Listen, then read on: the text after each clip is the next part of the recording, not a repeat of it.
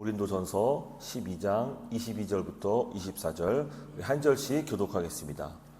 그뿐 아니라 더 약하게 보이는 몸의 지체가 도리어 요긴하고 우리가 몸에 덜 귀히 여기는 그것들을 더욱 귀한 것들로 입혀주며 우리의 아름답지 못한 지체는 더욱 아름다운 것을 얻느니라. 그런즉 함께 읽겠습니다. 우리의 아름다운 지체는 그럴 필요가 없느니라. 오직 하나님의 몸을 고르게 하여 부족한 지체에게 귀중함을 더하사. 아멘. 세상의 원리를 간단히 설명하자면은 적자생존입니다. 그렇죠? 강한 자가 약한 자를 지배하는, 능력 있는 자가 또 상석에 앉습니다. 그래서 이 세상의 모든 조직은 이 피라미드 구조입니다. 위로 갈수록 좁고 아래로는 넓습니다.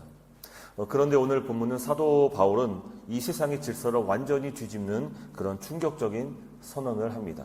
22절 말씀 보시면은 그뿐 아니라 더 약하게 보이는 몸의 지체가 도리어 요긴하고 라고 말씀합니다. 세상에서는 약하면은 공격당하기 쉽습니다. 도태됩니다. 사람들 앞에 고개 숙이고 또 허리를 굽신거리고 그러면은 세상에서는 저 사람 약자구나, 약한 사람이구나 무시하고 이용하려 들고 분명히 그렇습니다. 하지만 성경은 뭐라 말합니까? 오히려 약한 지체가 도리어 더 요긴하다라고 말씀합니다. 오늘 이 새벽에 우리가 가진 특별히 직분자들, 이 직분의 힘이 과연 무엇인지를 우리가 한번 깨닫는 시간 되기 원하며, 특별히 그 거룩한 사명에 있어서 이 본질이 우리 지난 설교처럼 이 갈빗배의 역할을 한다는 것, 그 깊이 깨닫게 되기를 주님의 이름으로 축복합니다. 22절 말씀 보면은 바울은 어떤 지체를 가리켜서 더 약하게 보인다라고 말씀합니다. 제가 보더라도 그렇습니다. 어떤 지체는 강합니다. 신앙생활도 오래 하셨고 튼튼히 하셨고 또 웬만한 그런 어려움과 고난에서도 쉽게 흔들리지 않을 것입니다. 하지만 반면에 어떤 분들은 좀 약해요. 누군가의 도움이 필요하고 돌봄이 필요합니다. 아마도 직분을 받으면 받을수록 그 믿음이 더욱더 견고할 겁니다. 그렇죠? 또 직분이 아직 없고 또 이제 막 신앙생활 하시는 분들은 오히려 더 연약한 지체일 수 있을 것입니다. 그러니까 성경은 분명히 우리의 믿음이 좋고 믿음이 강하고 약하고를 분명히 말씀합니다. 특별히 이 신체적으로 이 몸의 비유를 통해서 바울은 더 그 분명한 사실을 얘기하는데, 당시 사실 이 고린도 교회 안에는 사회적인 지위가 또 낮고 또 병들고 또 은사가 없는 그런 무시당하기 쉬운 그런 존재들도 분명히 있었습니다. 그러니까 참 우리가 고린도 교회 하면은 강한 은사가 있었고 믿음이 있었고 막 예배 때마다 예언하는 사람들이 있었고 방언하는 사람들이 있었고 이런 걸로만 생각하는데 그렇지 않습니다. 바울이 이 편지를 썼을 때는 그런 사람들을 좀 자제하고 또 그분들에게 훈계하기 위해서 편지를 썼지만 상대적으로 믿음이 연약한 지체를 돌보고 보호할 것을 요청하면서 당부하면서 이 편지를 쓴 것입니다. 사람들은 그 연약한 자들을 보면서 생각했습니다. 저 사람은 우리 교회에 있어봐야 별 도움이 안 돼. 집만 돼. 그런데 바울은 그들을 향해서 요긴하다라고 선언합니다. 여기서 요긴하다라는 말은 그 헬라어 원어를 보면은 그 사람 없으면 죽는다. 생존에 있어서 꼭 필요한 존재다. 그런 뜻입니다. 물론 제가 앞서서 좀 신앙의 연차를 두고 믿음이 강하고 약하고를 좀 구분했지만 사실은 신앙의 연차가 깊어도요 여전히 연약한 지체들이 있습니다. 그건 분명한 사실입니다. 직분자가 직분을 받았더라도 또 연약한 존재가 분명히 있습니다. 그분들은 돌봄과 보호가 필요한 분들입니다. 그래서 이걸 신앙의 연차로만 가지고 우리가 판단할 수 있는 것은 아닙니다. 이 말은 즉 우리가 연약한 지체일 수도 있다는 것을 인식하셔야 됩니다. 그러니까 오늘 말씀을 들을 때에 나는 믿음이 좋은 자니까 나는 보호해야 돼야 될 그런 사람이냐 보호받을 대상이 아니야. 이런 생각을 한다면 그건 큰 교만입니다. 나 역시도 연약한 지체들이. 우리는 누군가의 돌봄과 도움이 없이는 절대로 이 자리까지 올 수 없는 자들입니다. 신앙생활 할 때 오해하는 것이 하나님과 나 관계만 중요하다 생각하고 다른 사람들 주변의 관계를 이렇게 가볍게 여기는 그런 신앙의 태도는 결코 건강한 것은 아닙니다. 그래서 이 수직적으로는 하나님과 순종의 관계가 필요하다면은 수평적으로는 성도 지체 간의 사랑의 관계가 분명히 필요합니다. 이것이 온전한 신앙이지, 이것 가운데 어떤 한 측면만 강조된다면은, 한 측면만 강하다면은 그것은 결코 온전한 신앙이라고 할 수 없을 것입니다. 자, 그런 점을 좀 염두하시고 함께 말씀을 들었으면 좋겠습니다. 자, 한번 다시 인체를 생각해 보십시오. 인체. 근육줄의 남성들 보면은 겉보기 참 강해 보이고 건강해 보입니다. 그렇죠? 근데 그렇게 건강한 사내일지 모르겠지만, 근데 그 내장 어떻습니까? 뭐 간이라든지 뭐 콩팥이라든지 이런 내장 기관은 연약할 수도 있다는 것입니다. 그렇죠? 실제로 그렇습니다. 이 신체, 이 겉으로 나타나는 신체들은 강합니다. 살이 붙어 있고요, 뼈가 있고요. 하지만 그 안에 있는 장기들은 너무 약하고 약합니다. 조금만 살짝 건드려도 치명적인 그런 상처를 입을 수밖에 없을 만큼 그렇게 연약합니다. 여러분 보세요. 근육 없이는요, 사는데 지장이 없습니다. 물론 너무 많이 없으면 그건 문제가 될 겁니다. 그렇죠. 하지만 건강한 사람이라면은 좀 물렁물렁, 저처럼 좀 물렁물렁하고 배에 탄탄한 복근이 없다 할지라도요, 그래도 좀 사람들 볼 때는 좀 둔할 수 있고 좀 그럴 수 있겠지만 큰 지장은 없습니다. 근데 문제는 심장은 조금이라도 결함이 있으면 큰 문제가 생깁니다. 어쩌면 바로 죽을 수 있습니다. 하나님의 관점이 바로 이렇습니다.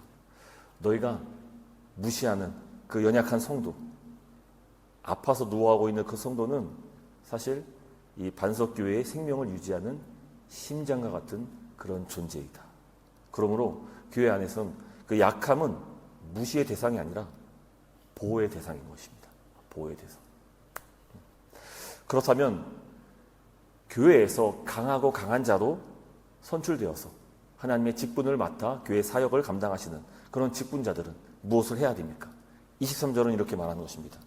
우리의 아름답지 못한 지체는 더욱 아름다운 것을 얻느니라. 여기서 아름답지 못한 지체라는 뜻은요, 헬라 원어를 보면은 이게 부끄러운 어떤 신체 부위를 얘기합니다. 뭐 성기라든지 어떤 배설기관 이런 것들을 뜻합니다. 그러니까 우리는 얼굴이나 어떤 뭐 요새는 건강한 근육질의 남성들은 이제 뭐 상의를 탈의하면서 자신의 몸을 이제 뽐내고 드러내기도 하지만 이건 자랑스러운 부분이니까 그렇습니다. 하지만 부끄러운 부분은 어떻습니까? 옷을 입고 거기를 꽁꽁 싸맵니다. 이것이 이제 입혀줌이에요, 입혀줌. 근데 성경에서 말하는 것이 이 직분자의 사명이 바로 이와 같다는 것입니다.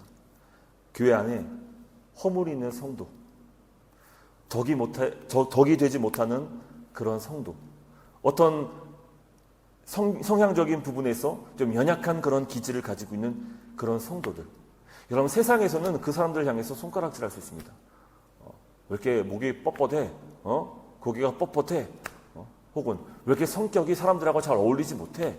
왜 자기밖에 몰라? 이기적이야? 세상은 이 모든 결함들을 들춰가면서 그 사람들을 손가락질합니다. 근데요, 교회는 다릅니다.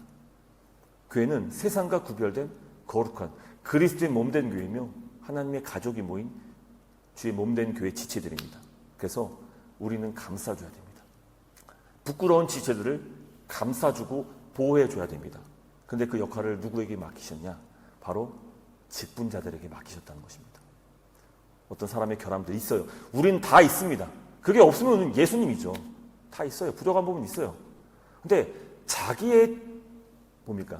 티끌은 보지 못하고 다른 사람의 들보는 보고 들춰내는 것이 이게 본성적인 우리의 죄된 모습이에요. 근데 성경은 그렇게 하지 말라고 말씀하시는 거예요. 예수님도 분명히 말씀하시지만 오늘 바울도 얘기하는 거예요. 우리는 그 들보를 들춰내는 자들이 아니라 감싸는 존재가 되어야 된다는 것이, 보호해줘야 될 그런 존재가 되어야 된다는 것입니다. 특별히 직분자는 더더욱 그래야 된다는 것이. 우리는 갈비뼈와 같은 그런 존재들이에요. 적어도 이 새벽기도에 나오신 분들만 하더라도 우리는 다 갈비뼈에 해당하는 분들이 있고요. 우리는 누군가의 연약한 지체를 보호하기 위해서 어쩌면 사명과 직분을 받았는지도 모릅니다. 지난주에 제가 이제 갈비뼈로 이제 직분자들을 비유를 했습니다. 갈비뼈는 우리 몸 중에서도 가장 단단한 뼈 중에 하나입니다. 왜 하나님께서 심장과 폐 이런 내장들을 이 갈비뼈를 통해서 보호하셨을까요? 왜 갈비뼈를 울타리를 치셨을까요? 심장과 폐는 너무 중요합니다. 동시에 너무 연약한 존재이기 때문입니다. 외부에서 충격이 올 때요, 갈비뼈 대신 내장이 손상되잖아요. 치명적일 수 있어요. 그래서 갈비뼈는 부러져도 괜찮아요. 물론 부러져서는 안 되겠죠. 근데 갈비뼈는 부러져도 조금 시간 지나면 붙을 수 있어요. 근데 그 안에 있는 내장들은요, 갈비뼈가 보호해줘야 된다는 것입니다. 조금이라도 손상이 있으면 치명적일 수 있기 때문입니다. 그래서 이 교회 목사, 장로, 권사, 집사님들 다 영적인 갈비뼈들이에요.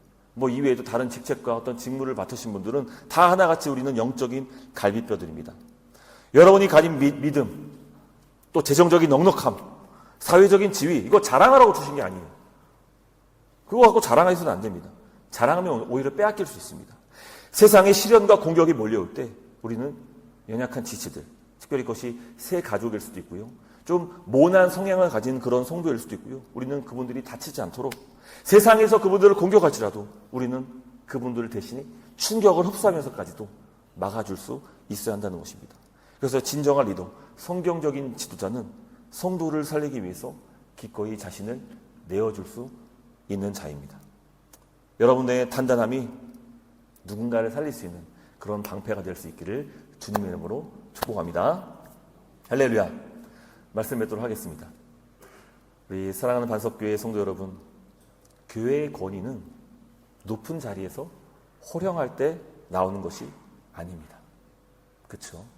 오히려 성령께서 우리에게 허락하신 은사 가운데는, 또 성품 가운데는 겸손이 있고요, 온유가 있고요, 오래 참음이 있고요, 용납하는 것이 있고요, 무례행하지 않는 것이 있고요, 성령께서 행하시는 일들, 모든 일들 보면은 결코 세상에 강한 자들이 할 수 없는 그런 성품들, 사랑들, 은사들을 우리에게 덧입혀 주셨습니다. 우리는 그 성령의 은사를 무장한 채 성도를 섬기고 또 더 나아가 세상을 섬겨야 되는 줄을 믿습니다. 할렐루야. 그래서 가장 연약한 지체들 아마 우리 주변에 있을 거예요. 가까이 있을 수도 있을 것입니다. 그분들을 성경이 표현한 대로 요긴하다. 당신은 우리 교회에 정말 요긴한 분이야. 정말 중요한 분이야. 없어서는 안 될 그런 소중한 지체야. 그러므로 그들의 허물을 덮어줄 수 있고 그들을 감싸줄 수 있고, 여러분, 거기서 진정한 리더십의 권위가 나타나는 것입니다. 할렐루야. 우리는 이와 같은 사실을 분명히 믿음으로 우리 이 몸된 교회, 주님의 몸된 교회, 그 안에 있는 연약한 지체들의 튼튼한 갈비뼈가 되어서 세상에 어떤 공격이 올지라도 우리 주의 몸된 교회를 건강하게 지켜나며 그리고 버텨나갈 수 있는, 그로 말미암아 우리 큰 그림을 봅시다. 우리 교회 하나가 온전히 건강하게 잘 세워지면은 그 지역 사회가 복을 받게 됩니다. 그 지역의 축복의 통로로서 교회가 많은 역할을 감당할 수 있을 것입니다. 영혼들을 살리는 일을 할 수 있을 것이고요, 이 지역 사회의 복음화에 일조할 수 있게 될 것입니다. 교회가 이 땅에 존재해야 될 그 이유는 바로 예수 그리스도의 복음을 증거하기 위해서 우리는 이 땅에 존재하는 것입니다. 그러므로 우리는 그 일을 감당할 수 있도록 우리 내부 안에서 이 교회의 모든 지체들이 건강하게 모두 각자의 지체 역할들을 잘 맡아서 감당할 수 있도록 함께 돕고 함께 섬길 수 있는 그런 저 여러분 될 수 있기를 주님의 이름으로 축복합니다. 이 시간 주신 말씀 붙잡고 함께 기도했으면 좋겠습니다.